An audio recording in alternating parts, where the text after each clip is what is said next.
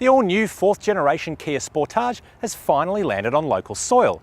There's a choice of 3 trim levels, 3 engines, 2 drivelines and 7 colours. Kia say it's smoother, smarter, safer and sportier than the previous generation. Let's go take a closer look.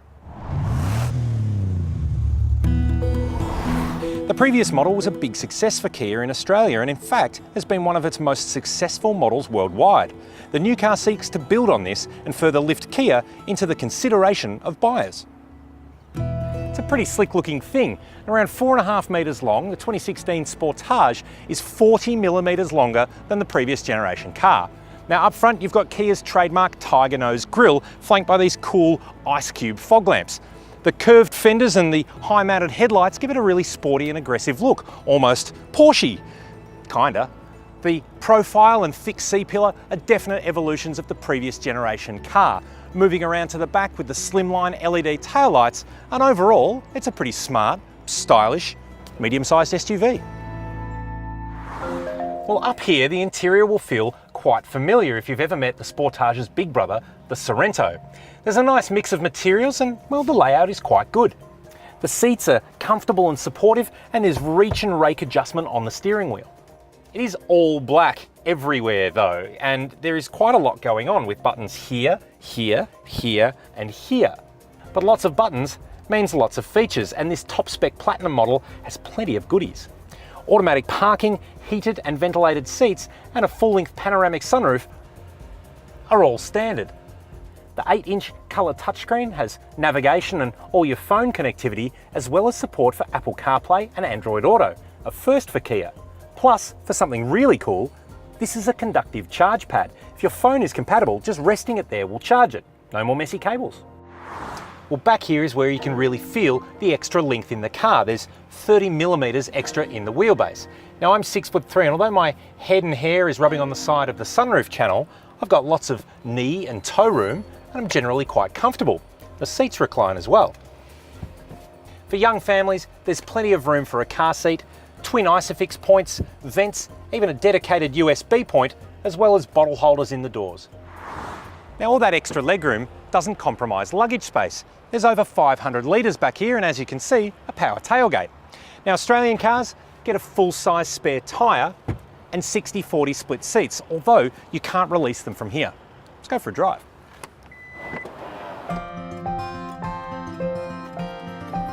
Now powering the new Sportage range are a choice of 3 engines, 2 petrol and 1 diesel. This is the larger of the petrol options, a 2.4 litre direct injection 4-cylinder with 135 kilowatts and 237 newton meters. Now it's a little sluggish off the line, but once you get going, 2.4 is all right. A little bit thirstier than what Kia claim though. They've said 8.5, we're seeing possibly almost double that, but to be fair, this little guy is, well, it still smells brand new. It's done less than 800 kilometres, so it might not be running yet. All models of the Sportage get a 6-speed automatic transmission, which on our Platinum has paddle shifters if you want to self-change. On the go, the whole experience is pretty smooth. There's a little bit of a response hole low down, and certainly if you do need to overtake something, there is a bit of a delay in dropping down a cog, but generally it's okay.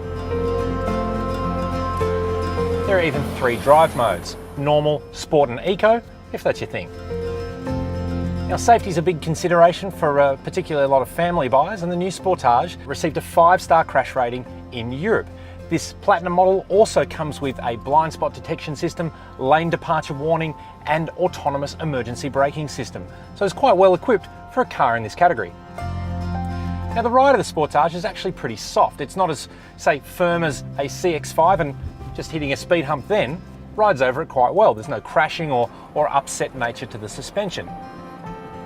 May not be as direct or firm as some of its competitors, but it's certainly not a handful to drive around and is quite easy to manoeuvre, even on some tighter streets.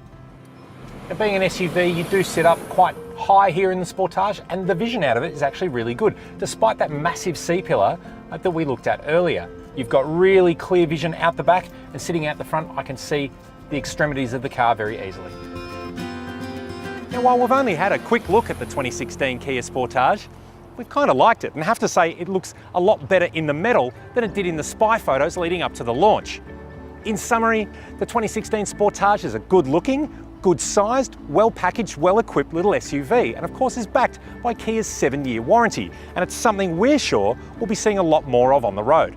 Well, we're looking forward to spending more time with the new Sportage and can't wait to see how it stacks up against its competitors.